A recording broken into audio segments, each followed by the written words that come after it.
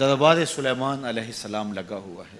بلقیس ملک سبا سے حاضر خدمت ہونے کے لیے چل پڑی۔ جب بالکل قریب آ گئی اور حضرت سلیمان نے اپنے درباریوں سے کہا کہ مجھے تخت بلقیس چاہیے، جنوں میں سے بڑا قوی ہیکل ایک جن نے کہا حضرت یہ خدمت میرے سپرد رہی، میں لے کر آتا ہوں۔ کب لاؤ گے؟ اس نے کہا کہ میں دوپہر تک لے آؤں گا۔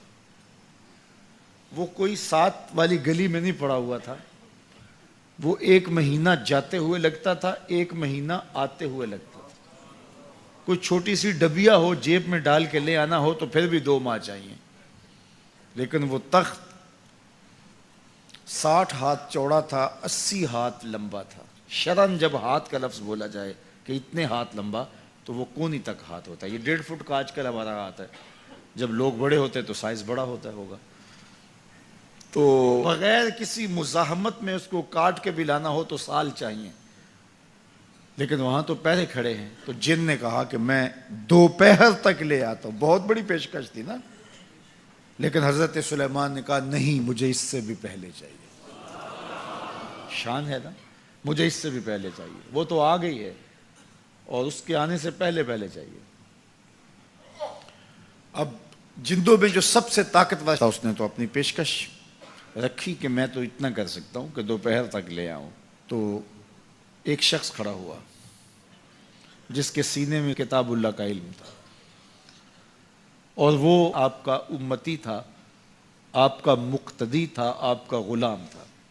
وہ کھڑا ہو گیا اور اس نے پیشکش کی، حضرت یہ ذمہ داری میری رہی، میں لے کے آتا ہوں۔ میاں وہ جن تو دوپہر تک کا وقت دے رہا ہے، تم کتنی دیر میں لاؤ گے؟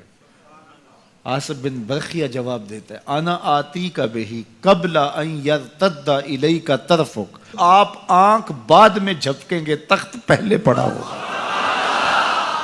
حضرت سلیمان نے بھی آنکھ نہیں جھپکی، تخت سامنے پڑا تھا۔ بے ساختہ پکار اٹھے، ھذا من فضل ربی، یہ میرے رب کا فضل ہے۔ اب حضرت سلیمان علیہ السلام کے ایک درباری، آپ کے ایک مقتدی اور آپ کے ایک امتی کو اللہ نے یہ طاقت، توانائی اور شان دی ہے کہ 1 مہینے کی مسافت پہ پہروں کے حصار میں پڑا ہوا اتنا بڑا تخت آنکھ جھپکنے سے پہلے دربار میں حاضر کر دیتے ہیں۔ ہیرے اور جواہرات اس تخت کے ساتھ جڑے ہوئے تھے۔ لوگ تو وجود کے تحلیل ہونے کی بات کرتے ہیں، قرآن میں نظیر موجود ہے کہ اس کا ایک موتی بھی نہیں ٹوٹا۔ حضرت امام فخر الدین رازی علیہ رحمہ فرماتے ہیں، جب حضرت سلیمان کے مقتدی کی یہ شان ہے کہ آنکھ جھپکنے سے قبل اتنا بڑا تخت حاضر کر دیتا ہے، تو جس امام کے پیچھے مسجد اقصی میں حضرت سلیمان خود نماز پڑھی، اس مقتدا کی شان